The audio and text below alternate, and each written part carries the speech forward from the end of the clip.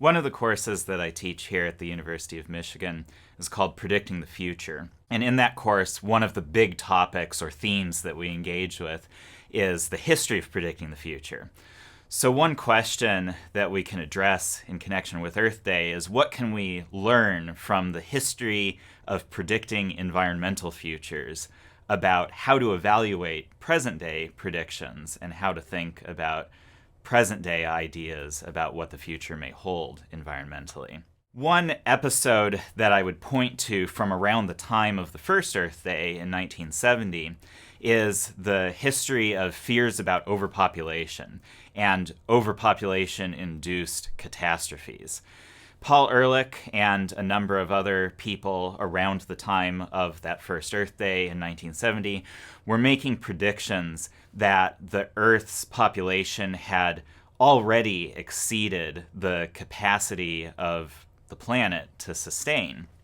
And that because of that, unless we got our population, the global human population, under control very swiftly, there would be global catastrophes along the lines of global famines or pandemic disease or what have you that would wipe out, kill hundreds of millions or billions of people as early as the 1970s or the 1980s. There was a rather large-scale panic that was induced by this set of highly extreme and apocalyptic scenarios that were advanced by Ehrlich and others.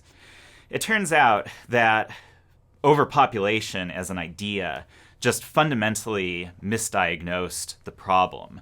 It saw people themselves and sheer numbers of people as the problem, as what's automatically causing environmental ills.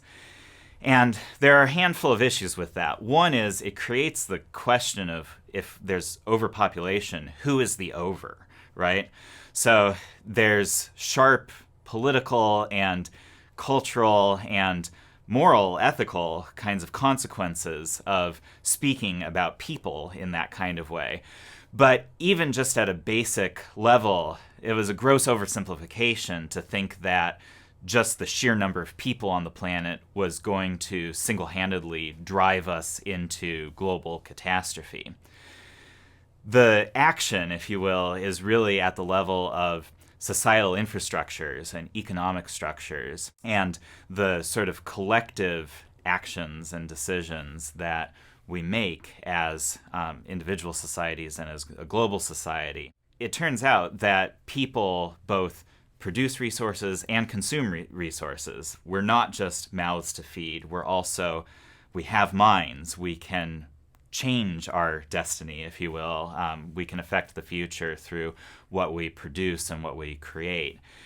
And at the level of social structures and social institutions, if infrastructures, if social structures and economic structures can create environmental problems, they can also be redirected to solve or at least respond to those same problems or those same issues.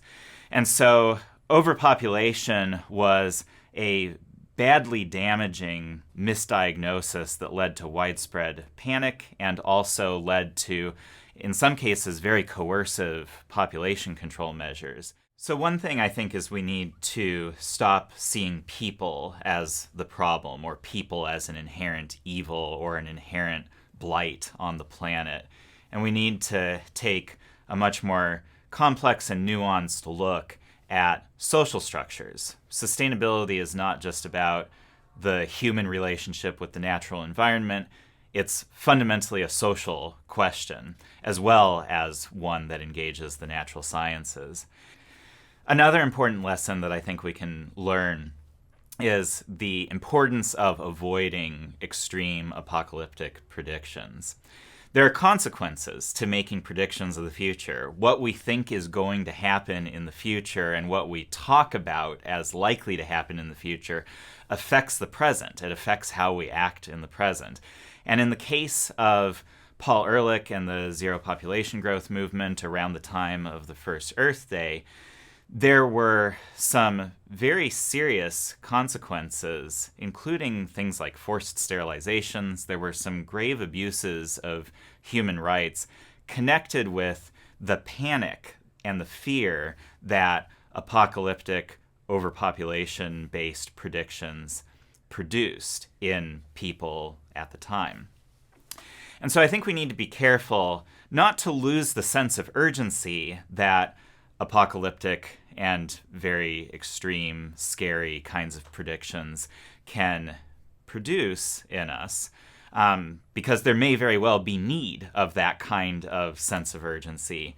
But at the same time, we need to be very careful not to view people as a fundamental problem or to advocate sort of anti-humanistic kinds of solutions to problems that may not ever materialize in the way that we think they might, just as some of the worst predictions of what would happen as a result of the supposed overpopulation of the Earth just didn't come to pass. There were no global catastrophes of the sort that Paul Ehrlich predicted happening in the 1970s and the 1980s.